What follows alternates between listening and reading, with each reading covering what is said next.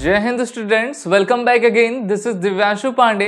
Geopolitical scenario में लगातार changes देखे जाते रहे हैं और इंडियन ओशन रीजन की सिक्योरिटी को लेकर बड़ी बड़ी मीटिंग्स आपकी कंडक्ट की जाती हैं और इस बार भारत के विरोध में मालदीव्स आ गया है और चाइना की गोद में जाकर वो बैठ गया है।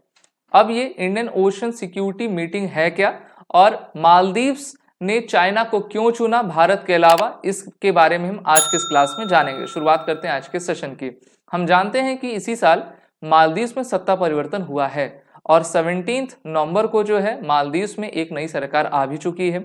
अभी हाल ही में 6th एडिशन की कोलंबो सिक्योरिटी कॉन्क्लेव को कंडक्ट किया गया, जिसके फाउंडिंग मेंबर्स भारत, मालदीव्स और श्रीलंका थे 2011 में। तो इसकी मीटिंग इस बार मॉरिशस में आयोजित करवाई गई थी, जिसमें भारत, श्रीलंका, मॉरिशस और आपके मालदीव्स हर बार की तरह आपके पार्टिसिपेट किया करते थे।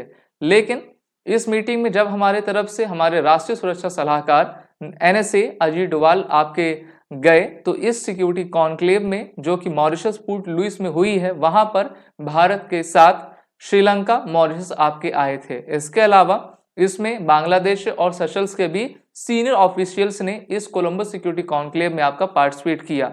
वहीं पर भारत के इंडियन हाई कमीशन जो कि मॉरिशस में है, उनके द्वारा कहा गया है कि the meeting was attended by the NSA of Bharat, Mauritius and Sri Lanka as well as the delegates from Seychelles and Bangladesh. However, Maldives which is one of the founding member of the conclave skipped the meeting. तो इन्होंने इस security dialogue की जो meeting थी उसको skip कर दिया है और ये सोची समझी साजिश है। ये पूरी तरीके से क्लियर है। अभी हाल ही में चाइना ने इसी समय China Indian Ocean region forum on development cooperation की मीटिंग बुलाई है, जहां पर मालदीव्स के जो वाइस प्रेसिडेंट हैं, इनका नाम हुसैन मोहम्मद लतीफ है। वो चाइना तो चले गए हैं, लेकिन उन्होंने अपने किसी भी मिनिस्टर को या फिर बड़े अधिकारी को कोलंबो सिक्योरिटी कॉन्क्लेव में आपका नहीं भेजा था, जबकि मालदीव, श्रीलंका और भारत इसके फाउंडिंग कंट्रीज हैं। तो ये बहुत बड़ा इंडिकेशन है भारत के लिए कि मालदीव्स ये बताना चाह रहा है कि अब हम पूरी तरीके से चाइना के लिए हैं और चाइना के साथ ही हम काम करेंगे। और हम जानते हैं कि चाइना के द्वारा जो है इस प्रकार की मीटिंग बुलाई जाती है, जिससे कि चाइना इंडियन ओशन रीजन में पूरी तरीके से अपने प्रभुत्व को जमा ले। पिछले साल की बात करें, जब प्रो इंडियन सरकार थी मालदीव्स में, तो मालदीव्स ने चाइना के इस फोरम को आपका उसमें मंजूरी नहीं दी थी या फिर वो गया नहीं था, लेकिन वो इंडियन ओशन की मीटिंग पे वो जरूर आए हुए थे। तो ये इंडिकेशन साफ साफ है कि अब मालदीव्स के द्वारा जैसे उनकी सरकार परिवर्तन हुआ, उसी प्रकार से उनके सोच में, विचार में और उनकी पॉलिसीज में भी चेंजेस आपके देखे जा रहे हैं। आपको याद होगा इस प्रो चाइना सरकार के द्वारा जो है, जिसके प्रेसिडेंट मोहम्मद मुइज़ी हैं, उन्होंने भारत की सरकार को कहा कि आप अपने मिलिट्री पर्सनल्स को भारत से हटा लीजिए। और अभी हमारे मिनिस्टर किरण रिजिजू मालदीव्स पर की यात्रा पे गए हुए थे, जहां पर उन्होंने उनके प्रेसिडेंट के साथ मुलाकात भी की थी और उसी मीटिंग में उन्होंने कहा कि जो 77 मिलिट्री पर्सनल मालदीव्स में जो कार्यरत हैं, उनको मालदीव से हटाया जाए। तो ये एक बड़ा डिप्लोमेटिक टाइज का शिफ्ट देखा जा रहा है मालदीव्स का भारत से चाइना की ओर में, और भारत को कहीं ना कहीं इससे काफी धक्का आपका लगेगा। आपको याद होगा कि जो मुइज़ी की पार्टी है, इसके फॉर्मर जो प्रेसिडेंट थे जिनका नाम अब्दुल्ला यमीन था, वो भी चाइना के साथ मिलकर काम करते थे भारत के विरोध में, और उन्होंने अपने कैंपेन का एक नारा दिया था। वो स्लोगन था India out, India out from Maldives, क्यों इंडिया जो है अपनी फोर्सेस को लेकर वहां पे चली जाए।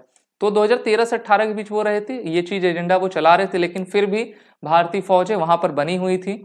अब क्वेश्चन आता है कि भारतीय फौजें वहां पे क्यों रहती हैं। अगर आप श्रीलंका और मालदीव्स की लोकेशन देखोगे तो वहां पर आप ये पाओगे कि वो इंडियन ओशन का लोकेशन है और इंडियन ओशन की सबसे बड़ी सिक्योरिटी करने का दायित्व भारत के पास है, क्योंकि सबसे बड़ा देश साउथ एशिया में भारत ही है।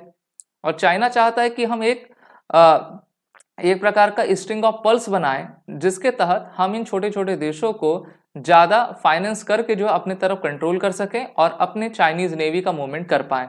और ये भारत के लिए काफी चिंताजनक आपकी बात रहा करती है। वहीं पर देखते हैं इंडियन ओशन रिम एसोसिएशन क्या है, जिसको भारत आपका लेड करता है। So it is a type of a inter governmental organization, जिसका मेन ऑब्जेक्टिव इकोनॉमिक कोऑपरेशन और रीजनल इंटीग्रेशन को अपने सभी कंट्रीज के बीच आपका प्रमोट करना है।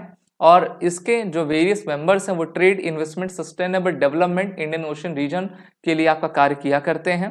इसकी स्थापना 7 मार्च 1997 में आपकी करवाई गई थी और इसका विजन जब साउथ अफ्रीका के former president late Nelson Mandela Bharat आए थे तो उसी समय आपका आया था। उन्होंने एक कथन भी कहा था कि द नेचुरल अर्ज of the fact of history and the geography should broaden itself to include the concept of an Indian Ocean Rim for socio-economic cooperation। तो सोशियो इकोनॉमिक कोऑपरेशन होगा जिससे कि सभी देश एक साथ मिलकर आएंगे। इसमें टोटल 23 मेंबर स्टेट्स हैं। IOR में कौन कौन है?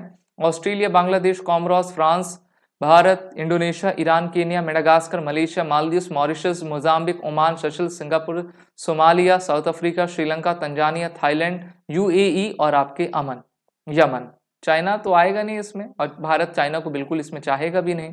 तो इस प्रकार से मालदीव्स की जो शिफ्ट हो रहा है डिप्लोमेटिक टाइज का भारत से चाइना की तरफ, तो उनके लिए काफी ये आगे चलकर काफी बुरी खबर बनेगा, क्योंकि अगर भारत ने अपना इन्वेस्टमेंट वहां से हटाएगा भारत, क्योंकि 25% भारतीय मालदीव्स में रहा करते हैं और उनका जो भी इंफ्रास्ट्रक्चर प्रोजेक्ट है भारत ही उसको चला रहा है।